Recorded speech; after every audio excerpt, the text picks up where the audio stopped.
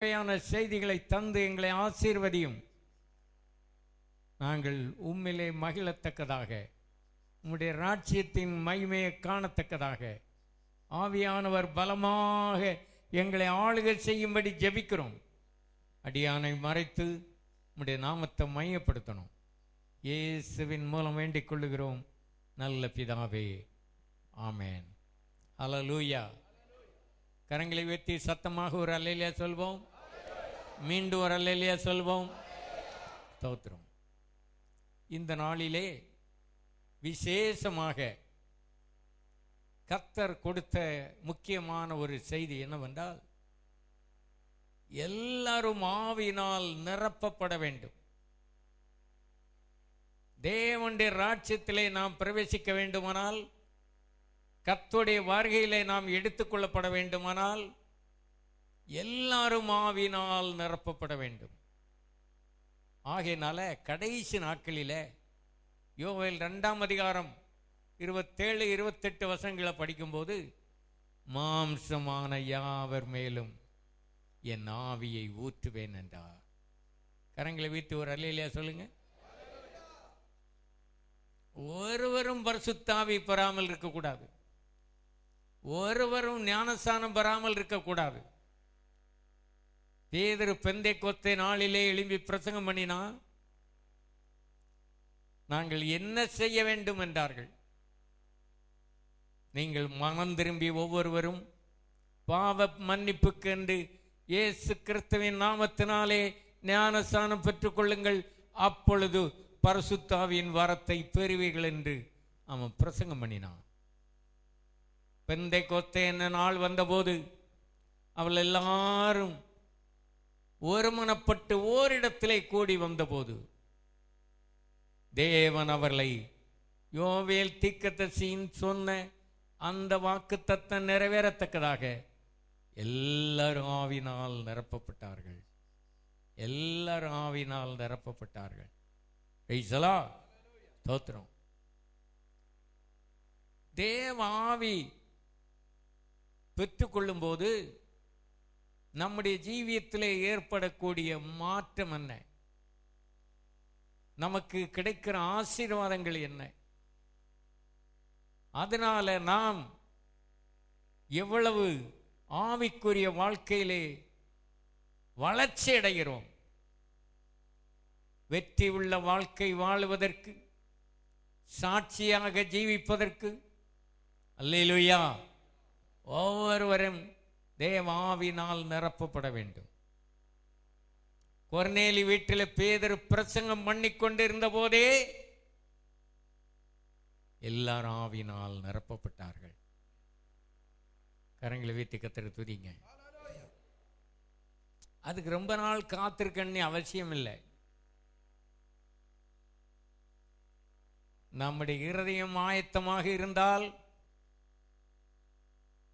நாம் வாஞ்சியோடு இருந்தால், நாம் விசுவாசத்தோடு இருந்தால், தேவனுடைய வசனத்துக்கெல்லாம் கீழ்ப்படிந்து நடந்தால், வசனத்தை கேட்கும் போதே எல்லாரையும் ஆவியினால் நிரப்புகிறார். சவுல் ராஜா அவனை ராஜாவாக அபிஷேகம் பண்ணின போது அவன் கழுதை தேடி அலைந்தான். ஆனால் கர்த்தர் அவனை சந்தித்து சாமுவேல் தீர்க்கதரிசி மூலமாக அவனை அபிஷேகம் பண்ணினார். அல்லேலூயா. அவன் எதிர்பார்க்கல. தேவன் அவனை அபிஷேகம் பண்ணின போது உடனே அதை எல்லாருக்கும் வெளியே சொல்லவில்லை. சாமுவேல் தீர்க்கதரிசி அவனோடு பேசுகிறான். கர்த்தருடைய ஆவியானவர் உன்மேல் வந்து இறங்குவார். அப்பொழுது நீ தீர்க்கதரிசனம் சொல்லுவாய். நீ வேறு மனுஷனாவாய். அல்லேலூயா. தீர்க்கதரிசனம் சொல்லுகிற மாத்திரமல்ல, நீ வேறு மனுஷனாவாய். சுவாப மனிதனாக இருக்கிற ஒருவனை தேவ மனுஷனாக மாற்றுகிறார். ஒவ்வொருவரும் தேவனுடைய மனுஷர்களாக ஆவினால் நிரப்பப்பட்ட தேவனுடைய பிள்ளைகளாக வெற்றி உள்ள வாழ்க்கை வாழ வேண்டும் என்று கர்த்தர் விரும்புகிறார். கரங்களை வைத்து ஒரு அல்லேலூயா சொல்வோம். எப்பொழுதும் ஆவினால் நிறைந்திருங்கள் என்று பவுல் சொல்லுகிறார். எப்பொழுதும் ஆவினால் நிறைந்திருப்பது மாத்திரமல்ல, ஆவினால் நடத்தப்பட வேண்டும். ரோமர் 8:14 மேலும் எவர்கள் ஆவினால் நடத்தப்படுகிறார்களோ அவர்கள் தேவனுடைய புத்திரராக இருக்கிறார்கள். தேவனுடைய பிள்ளைகளுடைய அனுபவம் வேறே, அது குழந்தையின் அனுபவம். ஆனால் புத்திரர் என்று சொன்னால் வளர்ச்சி அடைந்த ஒரு அனுபவம். ஒரு குழந்தைக்கு தகப்பனுடைய சொத்துல பங்கு இருந்தாலும் உடனே அதை அனுபவிக்க முடியாது. அவன் எப்பொழுது ஒரு வாலிப வயதாகிறானோ, ஒரு மெச்சூரிட்டி ஆகிறான், அப்போதான் அந்த சொத்தை அவனுக்கு அனுபவிக்க முடியும். இதே போல ஆவிக்குரிய நிலையிலே நீங்கள் குழந்தைகளாக இருந்தால் தேவனுடைய ஆசீர்வாதங்களை நீங்க அனுபவிக்க முடியாது. ஒவ்வொருவரும் ஆவிக்குரிய வாழ்க்கையிலே நீங்கள் வளர வேண்டும், தேர்ச்சி அடைய வேண்டும், பூரணராக வேண்டும். அப்பொழுதுதான் தேவனுடைய ஆசீர்வாதங்களை, நன்மைகளை, ஆவிக்குரிய வரங்களை, வல்லமையை நீங்கள் அனுபவிக்க முடியும். கரங்களை விட்டு ஒரு அல்லேலூயா சொல்லுவோம்.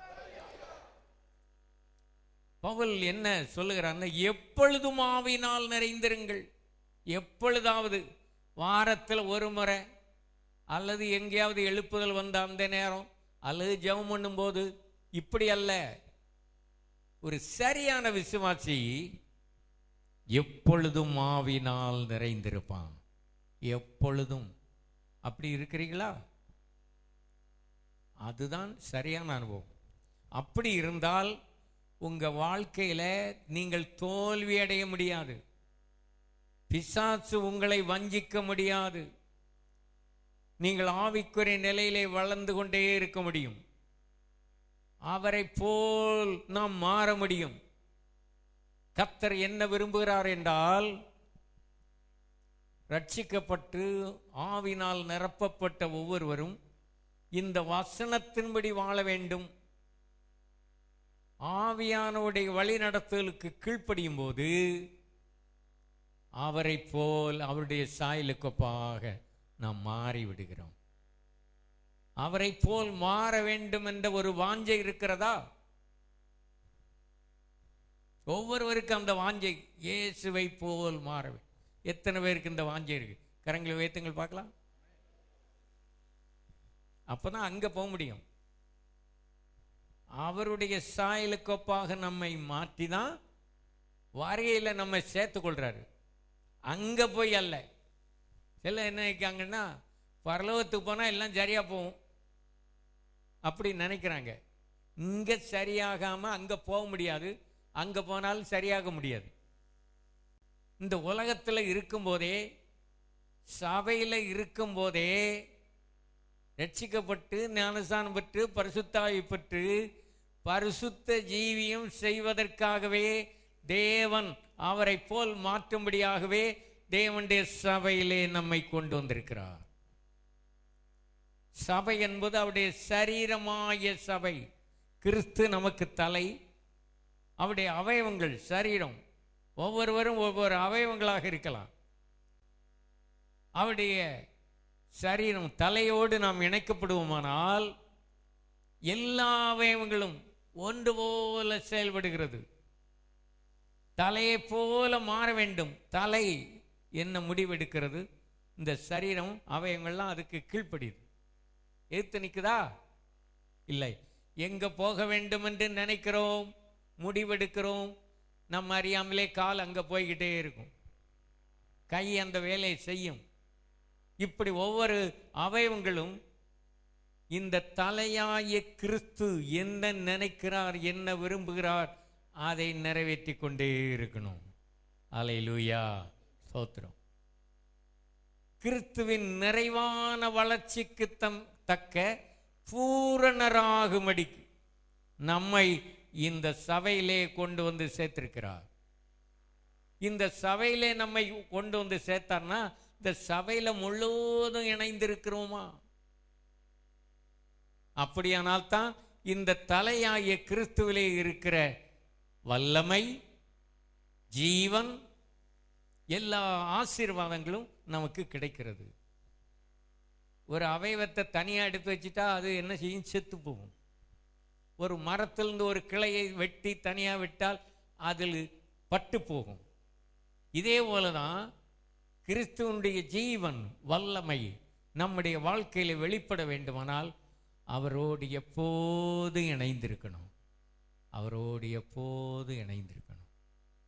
அல்லேலூயா. நான் எங்கே போனாலும் என்ன வேலை செய்தாலும் அவரோடு இணைந்திருக்கிறோமா?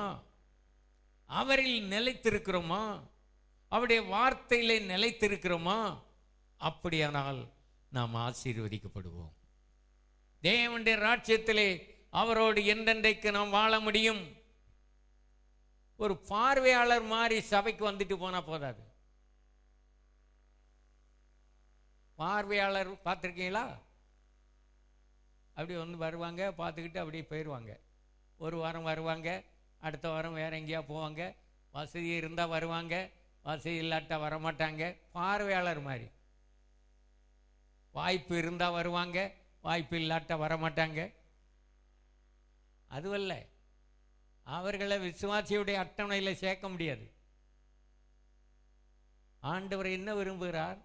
ரட்சிக்கப்படுகிறவர்களை கர்த்தர் அனுதினமும் சபையிலே சேர்த்து கொண்டு வந்தார். சில ஒரு சீசனுக்கு தான் சபைக்கு வருவாங்க. ஒரு சீசன். ஒவ்வொரு சீசனில் சிலர் குற்றாலம் சீசன்னா குற்றாலத்துக்கு போயிடுவாங்க, கொடைக்கானல்னா கொடைக்கானலுக்கு போயிடுவாங்க, விருந்து வீடு, கல்யாண வீடு, எங்கெங்கே ஃபங்க்ஷன் அங்கெல்லாம் போயிடுவாங்க. ஆனால் வாய்ப்பு இருக்கும்போது வீட்டுக்கு வரும்போது அவர்கள் சபைக்கு வந்துக்கிட்டா பார்த்து அவர்கள் வந்து சரியான விசுவாசிகளாக தேவன் அங்கீகரிக்க மாட்டார். நீங்கள் நினச்சிக்கலாம், மற்றவங்க நினைக்கலாம். ஆனால் உண்மையான விசுவாசி என்பது யாருன்னா, தானியேல் சொல்ல, இடைவிடாமல் ஆராதிக்கிற உன் தேவன் உன்னை தப்புவிப்பார் என்றார்ல. இடைவிடாமல் இடைவிடாமல் ஜெபம், எல்லாமே இடைவிடாமல் தொடர்ந்து அவர்கள் ஜெபத்திலும் வேண்டலிலும் இடைவிடாமல் தரித்திருந்தார்கள். இடைவிடாமல் ஊழியம், தினந்தோறும் தேவாலயத்திலேயும் வீடுகள் தோறும் இயேசுவே கிறிஸ்து வந்து பிரசங்கம் பண்ணினார்கள், தெருக்களில் பிரசங்கம் பண்ணினார்கள். காரணம் என்ன? அவள் ஆவியினால் நிரப்பப்பட்டிருந்தார்கள், ஆவியினால் நடத்தப்பட்டிருந்தாங்க. ஆவியானவர் இவர்களை நடத்துகிறார். ஆவியானவர் உங்களை நடத்துகிறாரா? நீங்க ஜெபம் பண்ணி கேட்கணும். ஞாயிற்றுக்கிழமை ஆண்டவரே ஆலயத்துக்கு போகணுமா, ஆராதனைக்கு போகணுமா, கல்யாண வீட்டுக்கு போகணுமா, சொந்தக்காரங்க வீடு ஃபங்க்ஷன் இருக்கு அங்கே போவா, முக்கியமான வேலை அதை செய்யவா, இல்லை ஆராதனைக்கு போவா, அப்படி நீங்க ஜெபம் பண்ணி கேட்டா என்ன சொல்லுவாரு? அவர் சரியா தான் சொல்லுவார். சிலர் அதை அவருடைய சத்தத்தை கேட்க முடியாது, பதில் வராது. சவுல் ராஜாவுக்கு பரிசுத்தாவினால் நிறைந்திருந்த போது கர்த்தர் அவரை சரியான பாதையிலே நடத்தினார். ஆனால் தேவனுக்கு அவர் கீழ்ப்படியாமல் போன போது தேவன் அவரை நடத்த முடியல, தேவனுடைய சத்தத்தை கேட்க முடியல. அதனால எங்க போயிட்டான்? குறி சொல்லுகிற ஆவியுடைய பிண்டத்தில் போய் கேட்டான். உங்களோடு தினமும் கர்த்தர் பேசிக்கிட்டு இருக்காரா? கர்த்தருடைய சத்தத்தை நீங்கள் கவனமாக கேட்கிறீர்களா? உங்கள் வாழ்க்கையிலே தேவனுடைய சித்தம் என்ன என்பதை சரியானபடி அறிந்திருக்கிறீர்களா? ஒவ்வொருவரும் இன்னொருவர்கிட்ட போய் கேட்டு அறிவதில்லை. சவுல் ராஜாவுக்கு தெரியல தேவ சித்தம் என்னங்கிறது, குறி சொல்லுகிற பிண்டத்தில் கேட்டான். ஆனால் தாவீது ஜெபம் பண்ணும்போது ஆவியானவர் அவனோடு பேசுகிறார். யுத்தத்துக்கு போகணுமா? போ, அல்ல போகாத, எந்த வழியா போகணும்? நேரடியாக அவன் ஜெபம் பண்ணி அதை அறிந்து கொண்டான். இது போல உங்க வாழ்க்கையில நடக்கிறதா? ஒவ்வொரு காரியத்திலும் நீங்க ஜெபம் பண்ணி கர்த்தருடைய ஆவியான வழி நடத்துதல் என்ன என்பதை அறிந்து செயல்படுகிறீர்களா? உங்கள் விருப்பம் போல நடக்கிறீர்களா? தேவ சித்தம் செய்கிறீர்களா? உங்களுடைய மன விருப்பங்களை நிறைவேற்றுகிறீர்களா? அப்படியானால் முடிவிலே நீங்க வெட்கப்பட்டு போவீங்க. ஒவ்வொரு காரியத்திலும் தேவ சித்தம், பிள்ளைகள், படிப்பு, திருமணம், வேலை, எல்லாமே எந்த இடத்துல படிக்கணும், எந்த குரூப் எடுத்து படிக்கணும், எந்த இடத்துல வேலைக்கு போகணும், கர்த்தர் நடத்துவார். நம்ம விருப்பம் போல நாம் செய்தோமானா அவர்கள் சரியானபடி படிக்க முடியாது, படித்தாலும் வேலை கிடைக்காது, வேலை கிடைத்தாலும் அவர்கள் சரியான ஆவிக்குரிய நிலையிலே வளர்வதற்கு ஏதுவான வசதி கிடைக்காது. ஆராதனைக்கு போக முடியாத சூழ்நிலையில் அவர்கள் போய் சேருவாங்க. ஆகவேதான் ஒவ்வொரு காரியத்திலும் உங்கள் வாழ்க்கையில், உங்கள் பிள்ளைகளுடைய வாழ்க்கையில் தேவ சித்தம் நிறைவேற நீங்கள் ஒப்பு கொடுத்து ஜெபிக்கணும். கரங்களை வைத்து கர்த்தரை துதிங்க. ஆவியானவர் சரியானபடி உங்களை நடத்துவார். இவனுக்கு அபிஷேகம் இருந்தது, ராஜாவாக அபிஷேகம் பண்ண உடனே இவன் ரொம்ப பயந்துட்டு இருந்தான். கர்த்தர் என்ன சொன்னாலும் உடனே கீழ்ப்படினான். ஆனால் பிறகு விட்டுட்டான். இவன் அபிஷேகம் பண்ணியாச்சு, ராஜாவா தெரிந்தெடுத்தாச்சு. ஆனால் இவன் அதை போய் எல்லார்ட்டையும் சொல்லலை, தன்னை வெளிப்படுத்தலை, பெருமையாக ஒன்று நினைக்கல. இவன் என்ன செய்தானா, சவுல் எங்கண்ணி ராஜாவாக அபிஷேகம் பண்ணின இந்த சவுல் எங்கண்ணி கேட்ட உடனே இவன் எங்க போயிட்டான், தளவாடத்துக்குள்ள போய் ஒளிச்சுக்கிட்டு இருக்கான் சவுல் ராஜா. அவனை பற்றி என்ன சொல்லிக்கும், மகா பராக்கிரமசாலி. இஸ்ரவேல்ல அன்றைக்கு இருந்ததுல இவன் தான் பெரிய பராக்கிரமசாலி, ரொம்ப அழகுள்ளவன். எல்லாரை விட இவன் அந்த இஸ்ரவேல் ஜனங்கள்லாம் அந்த நின்ன போது எல்லாம் அவனுக்கு தோளு கீழே நிற்கிறாங்க. வித்தியாசமா தெரியுதான். ஜனங்கள் எல்லாம் நிற்கும் போது இவனை எழும்பி நிற்க சொன்னா எல்லாரை விட 1.5 அடி வளர்த்தி கூட இருக்கும். அப்போ தேவன் அப்படியே ஆளை தெரிந்தெடுத்தாரு. ஆனா இவன் போய் என்ன செய்கிட்டான், அந்த தளவாடங்கள் ஜாமான்கள் இருக்குல்ல அதுக்கு இடையில போய் ஒளிச்சிருக்கான். அது எதை காட்டுன்னா அவ்வளவு தாழ்மை, தன்னை மறைத்து கொள்றான்.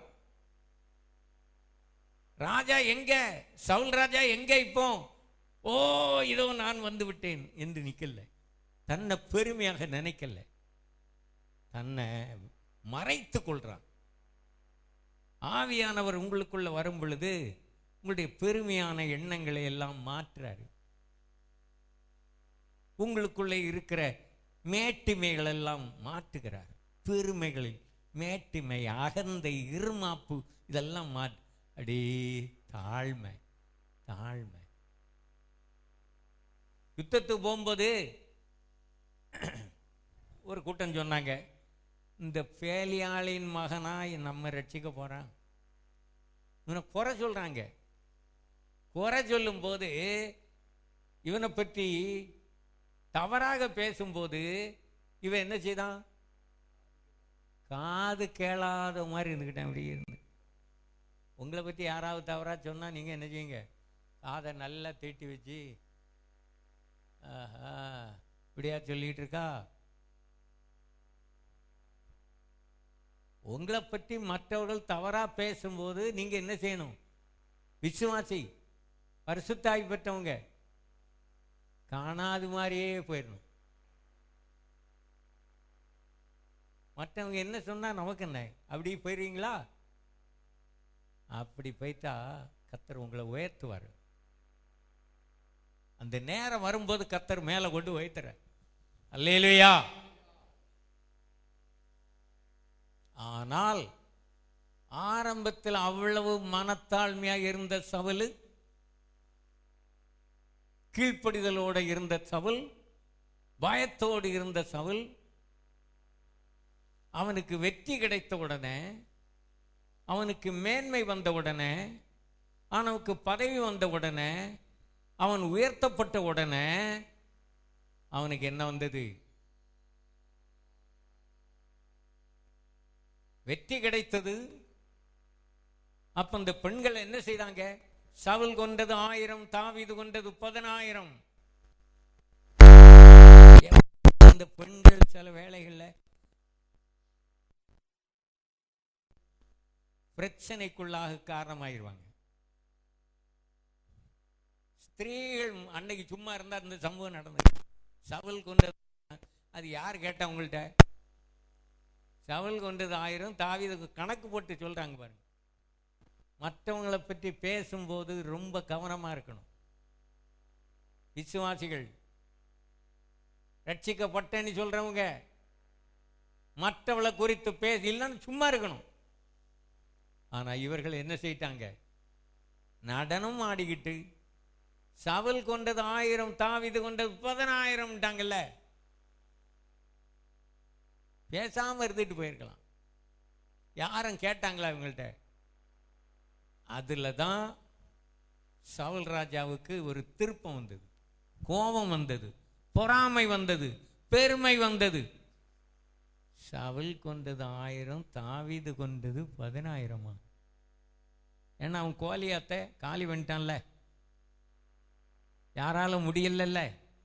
அதனால வெற்றி கிடைத்த உடனே இப்படி பேசி பாடினாங்க. உடனே அவனுக்கு பொறாமை வந்தது, பெருமை வந்தது. அதில் இருந்து நீங்க வாசித்து பார்த்தா நல்லா தெரியும் உங்களுக்கு. எப்பொழுது அவனுக்குள்ள பொறாமை வந்ததோ, பெருமை வந்ததோ, தவறான எண்ணம் வந்ததோ, அவன் கீழ்ப்படியாமல் போனான் என்று பார்க்கிறோம். கீழ்ப்படியாமல் போன போது கர்த்தருடைய ஆவியானவர் அவனை விட்டு விலகினார். கர்த்தரால் விடப்பட்ட வேறொரு பொல்லாத ஆவி அவனுக்குள்ள வந்து அலக்களித்திருந்தது. பரிசுத்த ஆவி பெற்றவன், அபிஷேகம் பண்ணப்பட்டவன்.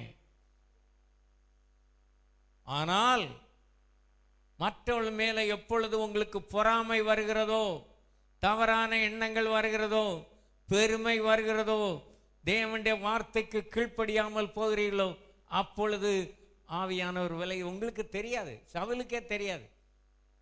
கர்த்தரால் விடப்பட்ட வேறொரு பொல்லாத ஆவி அவனுக்குள்ள வந்து அலைக்கழித்து கொண்டே இருந்தது. அதிலிருந்து தாவீதை பகைக்கிறான். நல்லா யோசித்து பாருங்க. உங்களுக்குள்ள பொறாமை, யாரோ மற்றவளை குறித்து பொறாமை, தேவன் ஒரு ஆளை பயன்படுத்தும் போது உங்களுக்குள்ள பொறாமை வருதா? ஒருவரை ஆசீர்வதிக்கும் போது பொறாமை வருதா? வந்துட்டாலே அது பரிசுத்த ஆவி இல்லை.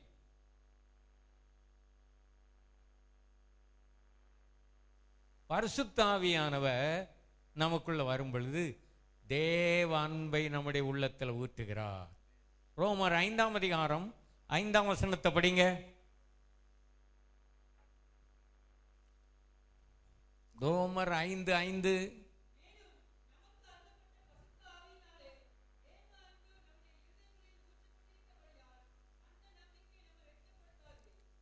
தேவ அன்பு பரிசுத்த ஆவியினால என்ன வருது?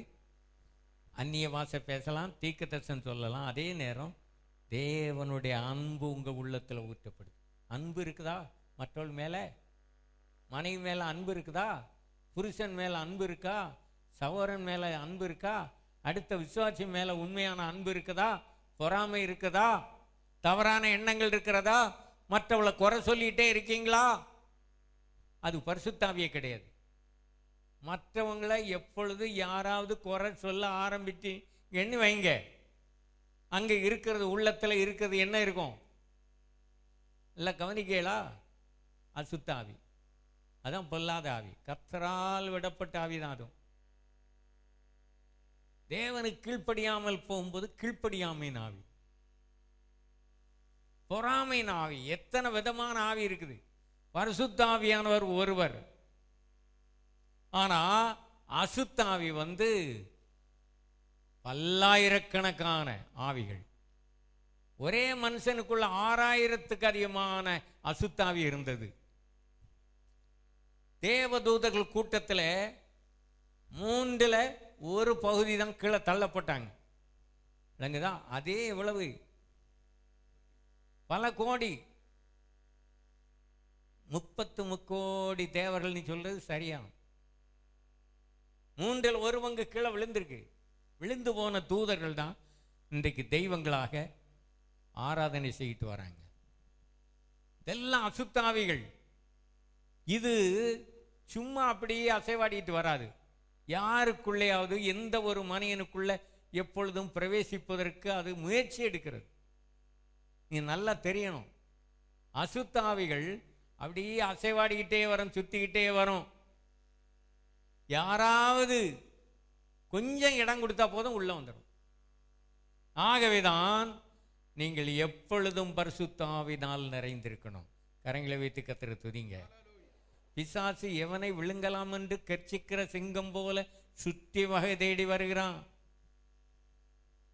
ஆனா தேவனுடைய பிள்ளைகள் பிசாசுக்கு இடம் கொடுக்காமல் எப்பொழுதும் ஆவியினால் நிறைந்திருக்கணும். ஆவியினால் நடத்தப்படணும். ஆவியானவர் நமக்குள்ள வரும் பொழுது தேவ அன்பை உள்ளத்தில் ஊற்றுறாரு. தேவ அன்பு அது என்ன செய்கிறேன்னா, அன்பு சகலவற்றை என்ன செய்யும் சொல்லுங்க, வாய் திறந்து தாங்கும், சகலவற்றை சகிக்கும், இருமாப்பா இராது, சினமடையாது, பொறாமைப்படாது, மற்றவளை மன்னிக்கிறது. அல்லேலூயா. இந்த அன்பு உங்களுக்குள்ளே இருந்தால், பரிசுத்தாவின் தேவ அன்பு உங்கள் உள்ளத்தில் ஊற்றப்பட்டிருந்தால், இது உங்களை ஒருபோதும் வெட்கப்பட விடாது. அல்லேலூயா. மற்றவர்கள் மேல தவறான எண்ணங்களை கொண்டு வருது யாரு? பிசாசு. தேவன் மேலே தவறான எண்ணத்தை கொண்டு வந்துடும் பிசாசு. நீ எவ்வளவோ ஜெபம் பண்ணி பார்த்தா ஒண்ணு நடக்கல பத்தியா, ஒன்னு ஆண்டவர் கை விட்டாரு, வெறுத்துட்டாரு, விலகிட்டு, அப்படி வந்து தவறான எண்ணத்தை கொண்டு வரும் பிசாசு. ஏதாவது ஒரு கஷ்டம், துன்பம், சோதனை வந்த உடனே இதுக்கெல்லாம் காரணம் யாரு? அவன் தான் சோதனையை கொண்டு வரான், உபத்திரவத்தை கொண்டு வருவான், வியாதியை கொண்டு வருவான், பிரச்சனையை கொண்டு வருவான், கடைசியில் பழியை யார் மேலே போட்டுருவான்? கடவுள் தான்ப்பா. நீ இவ்வளவு பக்தியா இருக்கல்ல, இவ்வளவு விசுவாசமா இருக்கல்ல, இவ்வளவு ஜெபம் பண்றல்ல, அதனால தான் உனக்கு இந்த பிரச்சனை வந்துகிட்டு இருக்கு. விட்டுட்டேன்னா ஒண்ணும் இல்லை. இதுக்கெல்லாம் காரணமே கடவுள் தான். பிசாசு இப்படி அவனே மனிதனுக்கு சோதனை, கஷ்டம், துன்பம், வியாதி, வறுமை, பிரச்சனைகளை கொண்டு வந்துகிட்டு, இதுக்கெல்லாம் காரணம் யாரு? கடவுள் தான். அப்போ தேவன் மேல உள்ள நம்பிக்கை, தேவன் மேல உள்ள விசுவாசம், தேவன் மேல உள்ள அன்பு மனிதனுக்கு குறைஞ்சு போகும். விசுவாசிகளும் அப்படி குறைஞ்சு போகும். ஆகவே ஒரு பாதிப்பு வரும்போது, ஒரு கஷ்டம் வரும்போது, ஒரு சோதனை வரும்போது, ஒரு வியாதி வரும்போது, இது எதனால வந்து, யாரால வந்து, எப்படி கண்டுபிடிக்கணும்? விசுவாசிகள் சோதித்து அறியணும். அது காரணம் என்ன? பிசாசு எப்போதும் மற்றவளை குற்றப்படுத்திக்கிட்டே இருப்பான், தவறான எண்ணத்தை கொண்டு வருவான்.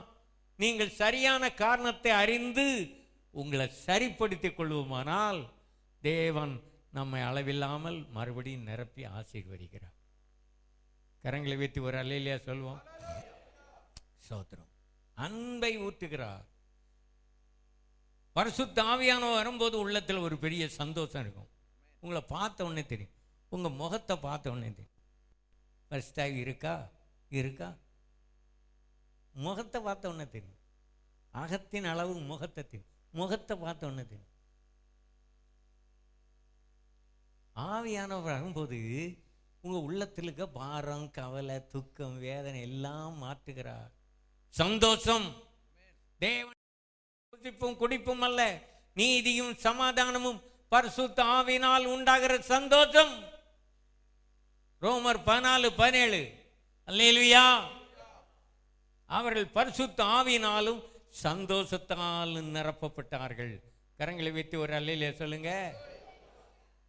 சந்தோஷத்தால் நிரப்பப்பட்டார்கள். விசுவாசிகள் வெளியே போகும்போது, உங்களை பார்க்கும்போது, உங்க முகத்தை பார்க்கும்போது, மற்றவர்கள் இயேசுவை காண வேண்டும், அவருடைய சாயலை காண வேண்டும். கிறிஸ்து இயேசுவுக்குள் ஞானஸ்நானம் பெற்ற அத்தனை பேரும் கிறிஸ்து இயேசுவை தரித்து கொண்டீர்களே, எக்ஸ்ட்ரா ஃபிட்டிங்களை தரித்து கொண்டீர்களே. அப்படி இருக்கா பைபிள்ல?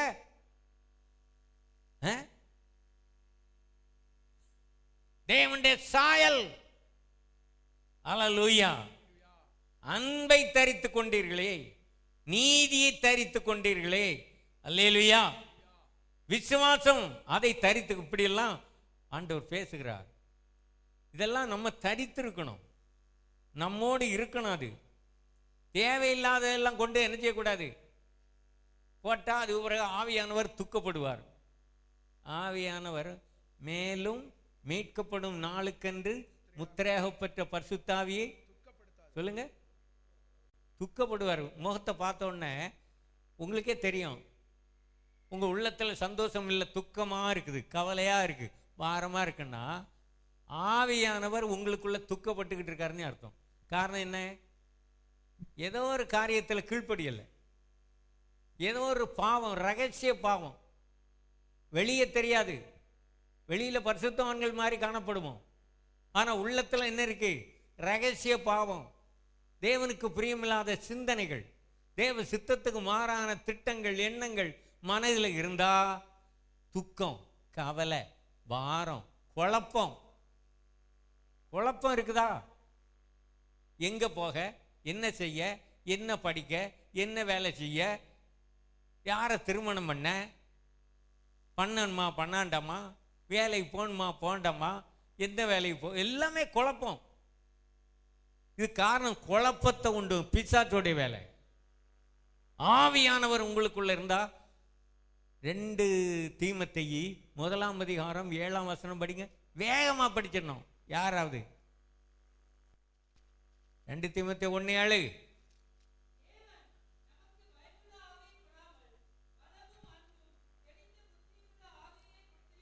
பயமுள்ள ஆவியை கொடாமல் பலம், அன்பு, தெளிந்த புத்தி, இன்னொருல ஞானம், இதெல்லாம் ஆவியானவர் உங்களுக்குள்ள வரும் பொழுது கரங்களை வைத்து கர்த்தரை துதிங்க.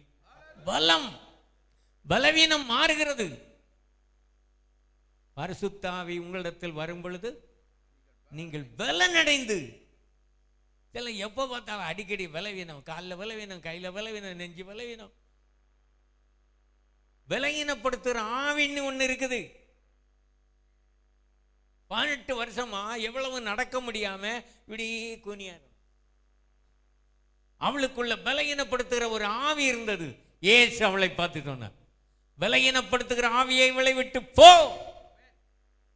அவள் நிமிர்ந்து தேவனை மையப்படுத்த, அவளை என்ன செய்தா? எப்பவும் உலகம் பணம் பதவி வேலை நகை நட்டு இதே கீழே பார்த்துக்கிட்டே அலையாத, மேல வாரு. பூமிக்குரியவைகள் அல்ல, மேலானவைகளை நாடுங்கள். அல்லேலூயா. யாரா அன்னைக்கு வரல, அங்க ஒரு முக்கியமான வேலை, இங்க ஒருவர் பணம் தரணும், அவங்க சொந்தக்காரர் வீட்டில் என்ன கூட்டாங்க, அங்க ஒரு கல்யாண வீடு, இப்படி பார்த்தா ஒரு வாரம் கூட நீங்க ஆராதனைக்கு சரியா வர முடியாது, ஒரு நாள் கூட சரியா ஜெபம் பண்ண முடியாது, வசனத்தை படிக்க முடியாது. இப்படி குழப்பத்தை உண்டு பண்ணுவான் பிசாசு. ஒரு இடத்துல உங்களை இருக்க விட மாட்டான். நான் யோசித்து பார்ப்பேன், ட்ரெயினில் பார்த்தா கூட்டம், பஸ்ஸில் பார்த்தா கூட்டம், எங்கே பார்த்தாலும் கூட்டமாக இருக்குதே. இவங்கெல்லாம் எங்கே போகிறாங்க? விசாரிப்பேன் சில வேலைகளை. ஏதோ ஒரு கோயிலுக்கு போகிறாங்க. ஒரு கூட்டத்தில் சிவப்பு சேலை கட்டிக்கிட்டே வந்தாங்க, நிறைய பேர், ஒரு 30 பேர் சிவப்பு. அவங்க வந்து ட்ரெயினில் ஏறினாங்கன்னா இது எந்த கம்பார்ட்மெண்ட்டு நமக்கு உள்ளதா இல்லையா, இது ரிசர்வா, ஒன்றும் தான் அவங்களை கவனிக்க மாட்டாங்க. சடான்னு யாரு உள்ள கொஞ்சம் நம்ம மடியிலே உட்காந்துருவாங்க. அவள்கிட்ட பேசி பாருங்க. நான் ஒரு அம்மா பக்கத்தில் உட்கார்ந்தவள்கிட்ட கேட்டேன், நீங்கள் என்னம்மா, என்ன பிரச்சனை உங்களுக்கு, நீ எங்கே போயிட்டு வரீங்க? அப்போ என் பிள்ளைக்கு கல்யாணம் ஆகி 10-11 வருஷம் ஆச்சு, பிள்ளையே இல்லை. அவன் பிள்ளை இல்லைன்னா அதுக்கு இப்போ எங்கே போயிட்டு வரோம்? நாங்கள் அந்த கோயிலுக்கு போயிட்டு வரோம், நாங்கள் நேர்ந்திருக்கோம், இத்தனை தடவை அங்கே அந்த கோயிலுக்கு போவோம், அப்படி செய்வோம் இப்படி செய்வோம். ஒரு பிரச்சனைக்கு அதுக்கு பரிகாரம் என்னன்னு தெரியாம ஒவ்வொரு கோயிலுக்கா ஒவ்வொருத்தர் சொல்லுவாங்க, நீ அந்த கோயிலுக்கு போ, அந்த சாமியை கூடு, இந்த மரத்தை சுத்தி வா. ஒவ்வொரு கோயிலுக்குள்ளமா அலைவாங்க, தேவையில்லாம பணத்தை செலவு பண்ணுவாங்க, சாப்பிட மாட்டாங்க, கண்ட இடத்துலையும் போய் தூங்குவாங்க. நம்ம தேசத்தில் உள்ள ஜனங்கள் ஒரு இடத்துல ஒழுங்காக இருக்க மாட்டாங்க. இதனால தான் விலைவாசி ஏறுது, பஸ் கட்டணம் கூடுது, ட்ரெயின் கட்டணம் கூடுது. எங்குதா தேவையில்லாமல் சுற்றிட்டு அலைவாங்க. ஏன் நான் அதிகமாக கேட்பேன், நீங்கள் எங்கே போகிறீங்க என்ன விஷயம்னு கேட்டால் அவங்க சொல்கிற காரியம் ஒன்றும் அது தேவையில்லாத காரியம். வீட்டில் சும்மா இருக்க வேண்டியது, கஷ்டப்பட்டு போவாங்க, ரூபாய் செலவழிச்சு கடன் வாங்கிட்டு போவாங்க. தேவையா? எனக்கு நிறைய பேர் கொண்டு கல்யாணத்துக்கு கார்டு கொடுப்பாங்க. நிறைய டெய்லி கல்யாணம், 5 கல்யாணம் 6 கல்யாணம் இப்படி ஒன்று. ஒவ்வொரு கல்யாணத்துக்கும் போயிட்டு இருந்தால் என்ன ஆகும்? நான் சிலர்கிட்ட வந்த உடனே ஒரு ஜெபம் பண்ணி சொல்லுவேன், நான் வர முடியாது, ஆனால் இப்பொழுதே உங்களுக்கு ஜெபம் பண்ணி அனுப்பி. நீ அப்படி செய்கிற உண்டா? எங்கள் வீட்டில் வந்து என்னை தேடி கொண்டு கொடுத்துட்டாங்களே, நான் போகுமா அந்த கல்யாணம் நடக்குமா, நான் போகலன்னா என்ன நினைப்பாங்க, கடன் வாங்கிக்கிட்டாவது ஒரு கவருக்குள்ளே வச்சு ரூபாய் கொண்டு அங்கே கொடுத்துருவாங்க. அநேக விபத்துகள் ஏன் நடக்குது தெரியுமா? பேப்பரில் படித்து பாருங்க. அந்த கோயிலுக்கு போயிட்டு வந்தாங்க, அதில் வந்து ஆக்சிடென்ட், வேனில் வந்தாங்க ஆக்சிடென்ட். வீணா சுத்திட்டு வராங்களே தேவையில்லாமல், அதனால பல இடங்களில் ஆக்சிடென்ட் நடக்குது. பிசாசு அப்படிச்சான், பிசாசை தான் வணங்கிட்டு வராங்க, ஆனால் பிசாசை போட்டு கொன்னுருவாங்க தேவையில்லாமல் ஆக்சிடென்ட். ஒவ்வொருவரும் தேவனுடைய சித்தத்தை அறிந்து செயல்படணும். ஒரு இடத்துக்கு போறதுக்கு முன்னால ஜெபம் பண்ணணும். தாவீது ஜெபம் பண்றான், ஆண்டவரே நான் யுத்தத்துக்கு போகலாமா, பெலிஸ்தரை தொடரலாமா, போ, எந்த வழியா போனோம் எல்லாம் சொல்றாரு. உங்க மனதில் நினைக்கிறதெல்லாம் நிறைவேற்றணும் நீ நினைக்காதுங்க. அதிகமான செலவுகள், கடன்கள் ஏன் வருகிறது? வீணான செலவு ஏன் வருகிறதுன்னா தேவையில்லாம அங்கெங்கே அலைவது,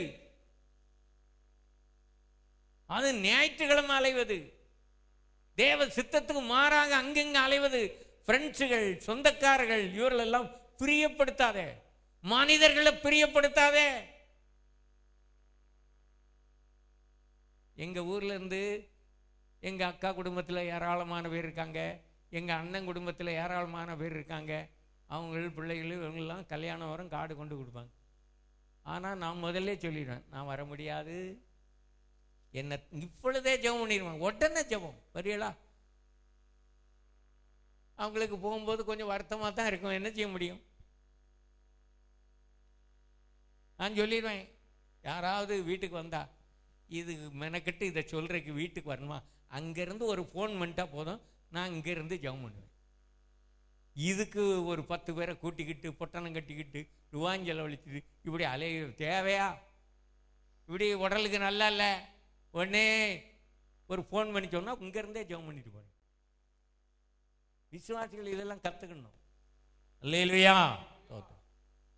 வியாதி வந்துட்டுனா ஆஸ்பத்திரி போவாங்க, அங்கங்கே அலைவாங்க, பணத்தை செலவழுவாங்க.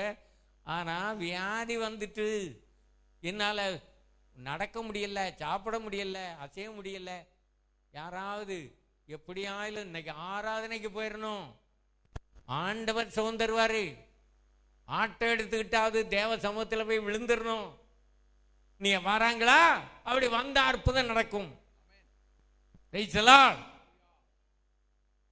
நீங்க வியாதி வந்த உடனே, வியாதி பலகீனம் வந்த உடனே என்ன செய்யணும்? அதான் நான் சொல்லி கொடுக்கேன். நீங்க பரிசுத்த ஆவியில நிறைஞ்சிட்டா போதும். என்ன செய்யணும்? அம்மா கவனிக்கீங்களா? பரிசுத்த ஆவியில நிரம்பி அந்நிய வாசையில பேசுங்க. அதுக்கு பிறகு சோமா இல்லைன்னா என்கிட்ட நீங்க இப்படி சொன்னீங்கள, நான் 1 மணி நேரம் அந்நிய வாசையில பேசிட்டு வரேன், பின்ன அப்படியே தான் இருக்கு. ஏதோ பிரச்சனை இருக்கு, ஏதோ ஒரு காரியத்தில் கீழ்ப்படியல, ஏதோ ஒரு பாவம் உங்களை பற்றிக்கிட்டு இருக்கு, மறைவான பாவம், ரகசிய பாவம், ஏதோ ஒரு காரியத்தில் கீழ்ப்படியல. முற்றிலும் ஆண்டவருக்கு கீழ்ப்படிந்து உங்களை ஒப்பு கொடுத்தால் அவர் உன் அக்கிரமங்களை மன்னித்து உன் நோய்களை எல்லாம் குணமாக்கி உன் பிராணனை அழிவுக்கு விலக்கி மீட்டு நன்மையினாலே கிருபையினாலே உன்னை முடிச்சுட்டுவார்.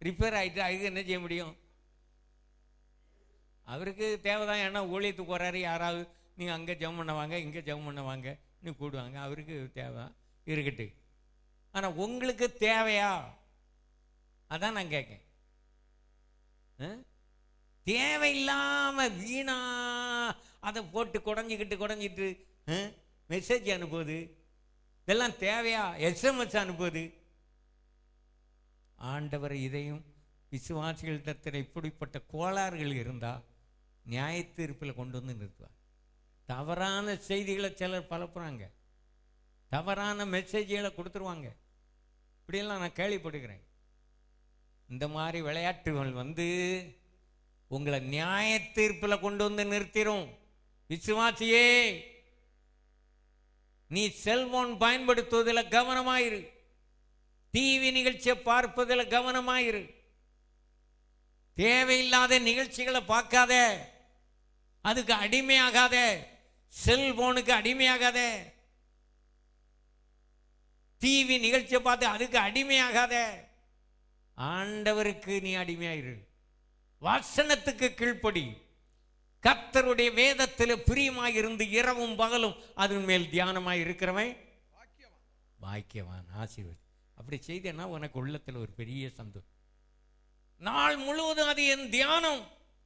உமது வேதத்தின் மேல எவ்வளவு பிரியமா இருக்கிறேன். விசுவாசிக்கு நேரம் போகலையா? அப்படியே சொல்ல மாட்டான் விசுவாசி. ஜெபம் பண்ணதுக்கு எவ்வளவு நேரம் வேணும்? பைபிள் தியானம் பண்றதுக்கு எவ்வளவு நேரம் வேணும்? இரவும் பகலும் கர்த்தருடைய வேதத்தின் மேல் பிரியமாயிருந்து தியானிக்கிற மனுஷன் பாக்கியவான். ஹல்லேலூயா. தாவீது சொல்றான், நான் உபத்திரவப்பட்டது நல்லது, அதனால உம்முடைய பிரமாணங்களை கற்றுக்கொண்டேன். நான் உபத்திரவப்படுக்கு முன்பு வழி தப்பி நடந்தேன்ங்கிறான். அப்ப இந்த பிரமாணம், இந்த வேத வசனம், அல்லேலூயா, நாள் முழுவதும் என் தியானமாக இருக்கிறது. நாள் முழுவதும் அது எனக்கு மகிழ்ச்சியாக இருக்கிறது. அல்லேலூயா, ஸ்தோத்திரம். ஒவ்வொரு நாளும் இந்த வேதத்தை நீங்கள் தியானம் பண்ணி அதை கை கொண்டு நடந்தால் உங்களுக்கு மிகுந்த சமாதானம் உண்டு. வேதத்தை கை கொள்ளுகிறவர்களுக்கு மிகுந்த பலன் உண்டு, சமாதானம் உண்டு, சந்தோஷம் உண்டு. அல்லேலூயா. நீங்க இங்கதான் இருப்பீங்க, உங்களுக்கு அங்கிருந்து கால் வரும். இப்போ கூட ஒரு சகோதரனை பற்றியெல்லாம் இங்கே கால் வந்தோடனே அவர் வெளியே போயிட்டார் பேசுறதுக்கு. எத்தனை பேர் திடீர்னு சில வெளியே போகிறாங்கன்னா, ஏன் போகிறாங்கன்னா, நீ என்ன செய்யிட்டு இருக்காப்பா, நான் அங்கே இந்த சர்ச்சில் இருக்கேன், அது உனக்கு தேவையா? நீ செய்கிற வேலைக்கு இது தேவையா? உடனே இங்கே வாடா, எவ்வளவு முக்கியமான வேலை, எவ்வளவு முக்கியமான காரியம். நீ சோம்பேறி மாதிரி அங்கே சர்ச்சிலே போய் உட்கார்ந்துட்டு இருக்கா. வேலை, நீ ஏன்டா அங்கே போயிருந்தா? சர்ச்சுக்கு வரும்போது செல்போனை வீட்டில் வச்சுட்டு வாங்க. செல்போன் இங்கே வரும்போது தேவையில்லையே, தேவையா? இன்னைக்கு போட்டு நான் ஒரு நாள் சோதிப்பேன் எத்தனை பேர்கிட்ட செல்போன் இருக்கு. இங்கே வரும்போது தேவையில்லை. ஏன்னா உங்களை ஒழுங்காக வந்து வசனத்தை கேட்க விட மாட்டான். நீங்கள் வந்துக்கிட்டே இருப்பீங்க. எத்தனை பேர் சொல்கிறேன் நான் கேட்டிருக்கேன். நான் வந்துக்கிட்டு தான் இருந்தேன் ஐயா, அங்கேருந்து கால் வந்துட்டு முக்கியமான ஒரு வேலை. உள்ளே வந்து உட்கார்ந்த பிறகு சாத்தான் வந்துடுவான் உங்களை கூடுறதுக்கு. வெளியே அங்கே உட்காந்துட்டு, பால் தர இவர் இன்னார் வந்திருக்காரா? ஆமாம் அவர் வந்திருக்காரு. அப்போ நீங்கள் அங்கே நின்றுட்டு அப்படி லேசாக கையை காட்டுங்க, வந்துடும், கூட்டிகிட்டு போயிருங்க. அதனால தான் இந்த செல்போனை கொண்டுகிட்டு சர்ச்சுக்கு வரக்கூடாது. ஞாயிற்றுக்கிழமை காலையில், சனிக்கிழமை ராத்திரி தூங்க போகும்போதே அதை ஆஃபில் வச்சுருங்க. உங்களுக்கு தேவைப்படாது. அது சாத்தான் உங்களை திசை திருப்புவதற்கு, உங்களுக்கு வர வேண்டிய நன்மைகளை, ஆசீர்வாதங்களை தடை செய்வதற்கு சாத்தான் போன் மூலமாக வேலை செய்வான். பரிசுத்த ஆவியான தொடர்பு கொண்டு உன்னை வழி நடத்த வேண்டிய இடத்துல பிசாசு உன்னை தவறான வழியில நடத்தி விடுவான். ஏன் சந்தோஷம் இல்லை? சமாதானம் இல்லை. பரிசுத்தாவியினால் நிறைந்திருந்தால், நடத்தப்பட்டால் உனக்குள்ள எப்போதும் சந்தோஷம், எப்போதும் மிகுந்த சமாதானம் உண்டு. அல்லேலூயா. வேதத்தை தியானம் பண்ணுகிறவர்களுக்கு மிகுந்த சமாதானம், அதை கை கொள்ளுக்கு மிகுந்த பலன் உண்டு. அல்லேலூயா. தோத்திரம். எரேமியா சொல்றான், உம்முடைய வேத வசனத்தை நான் உட்கொண்டேன், அது என் இருதயத்துக்கு சந்தோஷமும் மகிழ்ச்சியுமாய் இருந்தது. கவலை துக்கம் மாறும்.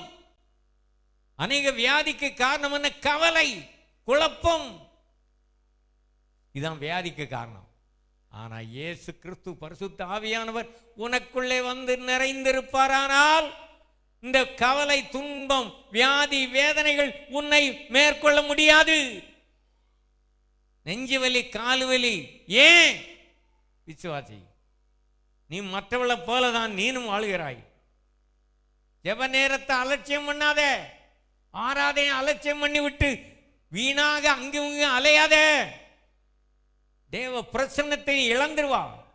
ஆவியானுடைய வழிநடத்தல் உனக்கு கிடைக்காது. ஆவியானவர் உனக்குள்ள கிரியை செய்ய முடியாது. ஆவியானவர் உன்னை அனுதினமும் பரிசுத்தப்படுத்திக்கிட்டே இருக்கார். அவர் வந்து பாவத்தை குறித்தும் நீதியை குறித்தும் நியாய தீர்ப்பை குறித்தும் கண்டித்து உணர்த்துகிறார். கஞ்சாடே விட மாட்டார், பூச மாட்டார். ஆவியானவர் வந்து, மகளே கலங்காதே, நான் உன்னோடு இருக்கிறேன், பயப்படாதே, உனக்கு துணையா இருப்பேன். பாவத்தை கண்டிக்காரு. ஆனால் அல்லேலூயா, நீ கர்த்தரோடு இருந்தால், ஆவினால் நடத்தப்பட்டால் உன்னை பலப்படுத்துவார், உன்னை தாங்குவார். ஆனால் தேவனுடைய வார்த்தைக்கு கீழ்ப்படியாமல் போகும்போது உன்னை கண்டித்து உணர்த்துவார். பாவத்தை குறித்து, நீதி நியாய தீர்ப்பு குறித்து கண்டித்து உணர்த்துவார். அல்லேலூயா. ஸ்தோத்திரம். நீ அறியணும், ஒரு சின்ன காரியத்தில் நீ கீழ்ப்படியாம இருந்தா போதும். ஏதோ ஒரு காரியத்தில், ஏதோ ஒரு பாவம் உன் வாழ்க்கையில உன்னை பற்றி தொடர்ந்து கொண்டே இருக்குமானால் ஆண்டவர் உனக்குள்ள கிரியை செய்ய முடியாது, உன்னை பலப்படுத்த முடியாது. எவ்வளவு ஜெபம் பண்ணாலும் சிலருக்கு ஒரு மாற்றமே இல்லை. ஜெபம் பண்ணுகிறார்கள், ஆனா ஒரு மாற்றம் இல்லை. ஜெபம் பண்ணி விட்டு அடுத்தபடி நீ என்ன செய்கிறாங்கிறது முக்கியம். ஆராதனை வந்தது நல்லது. ஆராதனை முடித்த பிறகு நீ அடுத்தால உடனே எங்க போறா, என்ன செய்யறா, யாரோடு தொடர்பு கொண்டு வைத்திருக்கா, அதான் முக்கியம். உனக்கு ரொம்ப நெருங்கின நண்பன் யாரு? சில உயிர் தோழன்பாங்கல்ல, யாரு யோசித்து பாரு. ரொம்ப அதிகமா பேச விரும்புறது யாரோட? தேவனோடா, பரிசுத்த ஆவியானவரோடா, அல்லது பின்மாற்றக்காரர்களோடா? யோசித்து பாரு. தவறான ஆளுகளோடு நீங்க தொடர்பு வச்சுட்டு இருந்தா பிசாசு உங்களை தப்ப விட மாட்டான். ஆவினால் நீங்கள் நிரப்பப்பட முடியாது. ஆவியானவர் உங்களை நடத்த முடியாது. தேவ பிரசன்னத்தை உணர முடியாது. அதனால உன் வாழ்க்கையில எவ்வளவு பாதிப்பு, எவ்வளவு கஷ்டம், எவ்வளவு வேதனை, எவ்வளவு வேதி வியாதி, கடன் தொல்லை. தேவனுடைய பிள்ளையை தேவ சித்தம் செய்வதில் உறுதியாயிரு, உண்மையாயிரு, சபைக்கு உண்மையாயிரு, தேவனுக்கு உண்மையாயிரு, நீ கற்றுக்கொண்ட உபதேசத்துக்கு உண்மையாயிரு. ஆவியானவர் உன்னை சகல சத்தியத்துக்குள்ள நடத்துவார். சகல சத்தியத்துக்குள்ள நடத்துறது யாரு? பரிசுத்தாவி இல்லாத இடத்துல, சத்தியம் இல்லாத இடத்துல போய் உட்கார்ந்து நீ கூட்டத்தில் பங்கெடுத்து ஜெபம் பண்ணி தலையை கொண்டு கொடுக்காதே. சாத்தான் பிசாசு உன்னை தாக்கிடுவான். சத்தியம் இல்லாத இடத்துல போகாத. எந்த கூட்டம் நடந்தாலும் சரி, சத்தியம் இல்லை, சரியான உபதேசம் சத்தியம் தான். நானே சொல்லுவேன், இந்த கூட்டத்துக்கு போனேன், இல்லைன்னா ஏன்ட்ட கேட்கணும். எந்த கூட்டத்திலையும் போய் அங்கே உட்கார்ந்துட்டு இருக்காது. டிவியில் வர்ற நிகழ்ச்சியில எல்லாம் ஒரு நிகழ்ச்சி 24 மணி நேரம் நிகழ்ச்சி இருக்கு, நீ அதே பார்த்துட்டு இருக்க போறியோ? டிவி நிகழ்ச்சியில பாட்டு பிரசங்கம் செய்து தவறான உபதேசமும் வருது, நல்ல உபதேசமும் வருது. அதே பார்த்துக்கிட்டு அதே தியானம் பண்ணிக்கிட்டு இருக்காரு. நீ தனிப்பட்ட முறையில வேதத்தை படி, ஜெபம் பண்ணு. அல்லேலூயா. டிவியில இருந்து கர்த்தர் பேசுவாரு, தீர்க்கதரிசனம் பேசுவாரு, அங்க ஜெபம் பண்ணுவாங்க, அற்புதம் நடக்கும், அதை பார்த்துக்கிட்டு இருக்காது. உனக்கும் தேவனுக்கும் உள்ள உறவு சரியா இருக்கணும். உனக்கும் தேவனுக்கும் உள்ள ஐக்கியம் சரியா இருக்கிறதா? தேவனுடைய சித்தம் என்னங்கிறது உனக்கு தெளிவா விளங்குகிறதா? கர்த்தர் உன்னோடு பேசுகிறாரா? யாராவது பேசுவாங்க, யாராவது தீர்க்கதரிசனம் சொல்லுவாங்களான்னு நினைக்காத. உன்னோடு கர்த்தர் பேசுவார். அல்லேலூயா. நீ ஜெபம் பண்ணும்போது உன்னுடைய ஜெபத்தை கேட்டு கர்த்தர் பதில் கொடுப்பார். வியாதி குணமாகும், அற்புதம் நடக்கும், பிசாசுடைய கட்டிலிருந்து விடுதலை கிடைக்கும், உன்னால மற்றவர்களுக்கு சுகமாவாங்க. நீ ஜெபம் பண்ணும்போது மற்றவர்களுக்கு அற்புதம் நடக்கும். அல்லேலூயா. இந்த விபிஎஸ்ல சிறு பிள்ளைகள் 8 வயசு 9 வயசு இந்த பிள்ளைகள்லாம் பரிசுத்தாவி பெற்று அந்நிய பாஷையில் பேசி எனக்கு ரொம்ப ஆச்சரியமா இருக்கு. இதுதான் கடைசி காலத்துக்குரிய அடையாளம். இத்தனை வருஷம் ஆச்சு, நீ விசுவாசியா இருந்து இத்தனை வருஷமா இருக்கா? பரிசுத்தாவி பெற்றியா? ஞானஸ்தானம் பெற்று எத்தனை வருஷம் ஆச்சு? நீ பரிசுத்தாவி பெற்றியா? ஞானஸ்தானம் பெற்றதுனால நீ பரலோகத்துக்கு போக முடியாது. நல்லா தெரிஞ்சுக்க. ஞானஸ்தானம் பெற்ற பிறகு ஆவியினால் நிரப்பப்பட்டு ஆவியானுடைய ஆளுகைக்கு நீ கீழ்ப்படுகிறாயா? ஆவியானுடைய வழி நடத்தலுக்கு ஒப்பு கொடுக்கிறாயா? தேவ சித்தம் செய்யாவிட்டா நீ போக முடியாது. ஞானஸ்தானம் எடுத்தா போதும் அப்படி பரலோகத்துக்கு போகலான்னா போகவே முடியாது. ஞானஸ்தானம் பெற்றது நல்லது, பரிசுத்தாவி பெற்றது நல்லது. பரிசுத்தமா ஜீவிக்கணும், அதுதான் பரிசுத்தாவி. பரிசுத்தாவின்னா என்ன?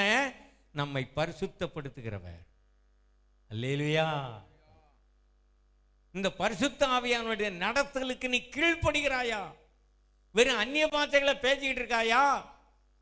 இல்ல ஆவியானுடைய நடத்தலுக்கு வசனத்துக்கு கீழ்ப்படி நடக்கிறாயா? அப்படியானால் நீ ஆசீர்வதிக்கப்படுவா. கர்த்தருடைய நாமத்துக்கு மகிமை உண்டாவதாக. நீ ரட்சிக்கப்பட்டு எத்தனை வருஷம் ஆச்சு? பரிசுத்தாவி பெற்று எத்தனை வருஷம் ஆச்சு? நீ எத்தனை ஆத்துமா ஆதாயம் பண்ணிருக்கா? யோசித்து பாரு. ஒரு ஆத்துமா கூட ஆதாயம் பண்ணாம நான் 10 வருஷம் விசுவாசி 15 வருஷம் விசுவாசின்னா பரலோகத்துக்கு போகவே முடியாது. நான் எழுதி வேணா தரேன். எழுதி கையெழுத்து போட்டு தரணுமா? பிறகு கேட்கலாம்ல, நீங்க இப்படி சொன்னீங்கள, இப்ப நான் வந்திருக்கேன்னு. நீ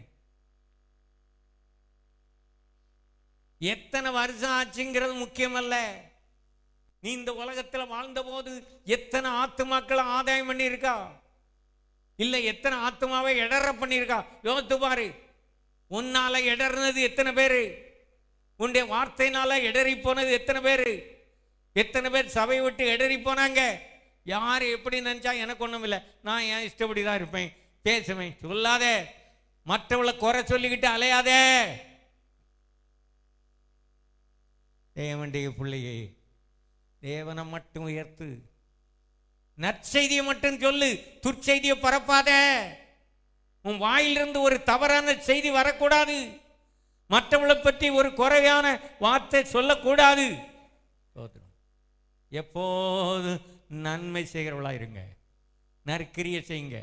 ஆண்டவருக்கென்று எந்த காரியத்தையும் சந்தோஷமா உற்சாகமா செய்யுங்க. ஆத்தும ஆதாயம் பண்ணுவதில் நீங்க தீவிரமா இருக்கணும். சுவிசேஷம் சொல்லுவதில் எப்போதும் நீங்கள் ஆவலோடு இருக்கணும். கடைசி காலம் நான் சொன்னேன்ல, ஆட்சி மாறி யார் வந்திருக்கா? அந்தி கிறிஸ்துடைய பிரதிநிதியாகும்.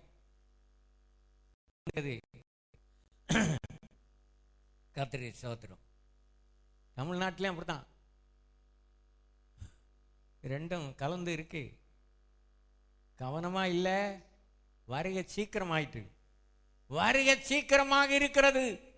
இப்படிப்பட்ட காரியங்கள் நடக்கும்போது நீங்க கவனமா இருந்து வருகை ஆவலோடு எதிர்நோக்கி இருக்கணும். அதுக்கு முன்னால சுவிசேஷத்தை சொல்லு, சாட்சி சொல்லு, சத்தியத்தை சொல்லு, நற்செய்தி அறிவி, ஆத்துமாதாயம் பண்ணி சபையில கொண்டு வா. ஆத்துமாதாயம் பண்ணி எங்கேயாவது அனாதையா அலைய விடாதே. ஒரு ஆத்துமாதாயம் பண்ண சபைக்கு வரட்டு, இல்லாட்டா பலம் கிடையாது. நீ ஆத்துமாதாயம் பண்ண போது பரலோகத்தில் போன உடனே நீ எத்தனை ஆத்துமாதாயம் பண்ண? எங்கன்னா ஆத்துமாதாயம் பண்ணேன், ஆனால் இங்கே வரலையே. வரலையன்னா நீ உண்மையா ஆதாயம் பண்ணல. ரட்சிக்கப்படவில்லை. கர்த்தர் எங்க கொண்டு சேர்த்தாரு? ஆர்ஃபனேஜில் கொண்டு சேர்த்தாருன்னு இருக்கு. சபையில கொண்டு வந்து சேர்த்தார். ரட்சிக்கப்பட்ட சபையில் அவர்கள் அங்கமா இருந்தா தான் ஆவிக்குரிய வாழ்க்கையில வளருவாங்க. அல்லேலூயா. ஒவ்வொருவரும் ஆவியினால் நடத்தப்படணும். ஒவ்வொருவரும் ஆவியினால் நீங்கள் எப்போதும் மற்றவர்களுக்கு நற்செய்தி அறிவிக்கணும். அப்போ நடபடி 4:31 அவர்கள் ஜெபம் பண்ணின போது கூடியிருந்த இடம் அசைந்தது. அவள் எல்லாரும் ஆவியினால் நிரப்பப்பட்டு தேவனுடைய வசனத்தை தைரியமாய் சொன்னாங்க. தேவனுடைய வசனத்தை தைரியமாய் சொன்னார்கள். அதுதான் பரிசுத்த ஆவி. வேற அந்நிய பாஷைகளை பேசுறது மட்டும் இல்ல. நீ பரிசுத்த ஆவி பெற்றா ஆத்துமாதாயம் பண்ணிக்கிட்டு இருக்கணும். சுவிசேஷம் சொல்லணும். சொல்றியா? இன்னும் முழிக்காத. எத்தனை ஆத்ம ஆதாயம் பண்ண சொல்லு. ஒரு ஆத்ம ஆதாயம் ஒன்ன சும்மா விட முடியாது. தலையை ஆட்டானுமா. ஞானசாம் பற்றி எவ்வளவு நாளாச்சு? ஒரு வருஷம் ஆகி ஒரு ஆத்ம ஆதாயம். நீ ஞானசாம் பற்றி எவ்வளவு நாளாச்சு? 2 பேரும் ஒன்று போல பற்றியலாம். எத்தனை ஆத்ம ஆதாயம் பண்ணா? நீங்க எல்லாம் போகக்கூடாது, இருக்கணும். நீங்க ஆத்தும ஆதாயம் பண்ணாதவங்கெல்லாம் இருங்க. உங்களுக்கு தனி உபதேசம் இருக்கு. பரிசுத்த ஆவி பெறாதவர்கள் பெற்றவர்கள் எல்லாரும் ஆராதனை முடிவில் முன்னுக்கு வந்துடணும். எல்லாருக்கும் ஜெபம் பண்ண போறேன். இன்னைக்கு எல்லாரையும் ஆவியினால் நிரப்புவாரு. முன்னால நான் 10 வருஷத்துக்கு முன்னால் பரிசுத்த பெற்றேன். ஒரு அசைவு இருந்தது, இப்படி ஒரு குலுக்கம் இருந்தது, அவ்வளவுதான். ஒரு மாற்றம் இல்லை. வாழ்க்கையில மாற்றம் இல்லை. சுவாபங்கள் மாறல. பரிசுத்த ஆவியானவர், தேவ ஆவியானவர் உன்மேல் வருவார். அப்பொழுது நீ தீர்க்கதரிசனம் சொல்லி வேறு மனுஷனாவாய். நீ ஏற்கனவே சோப மனிதனாக இருக்க மாட்டா. பழைய அனுபவம் அல்ல, புதிய மனுஷனாக ஆவியானவர் உன்னை மாற்றுகிறார். சவுல்கிட்ட சொன்னது, நீ வேறு மனுஷனாவாய். உன் வாழ்க்கையில ஒரு வித்தியாசம், வேறுபாடு. ஒரு பிரித்தெடுக்கப்பட்ட ஜீவியம், பிரதிஷ்டை பண்ணப்பட்ட ஜீவியம். இந்த உலகத்துக்கு ஒத்த வேஷம் தரிக்காதே. மனிதரை பிரியப்படுத்தாதே. சொந்தக்காரல பிரியப்படுத்தாதே. சொந்தக்காரல பிரியப்படுத்தி பல கோடி மனிதர்கள் நரகத்துக்கு போயிட்டாங்க. சும்மா ஒரு இடத்துல இருக்க மாட்டாங்க, ஜெபம் பண்ண மாட்டாங்க, ஆராதனைக்கு வர மாட்டாங்க, பைபிள் படிக்க மாட்டாங்க. ஆவியினால் நிரப்பப்பட்ட அனுபவம் இல்லை. அதனால சாத்தான் அவர்களை எளிதிலே வஞ்சித்து ஒவ்வொரு இடமா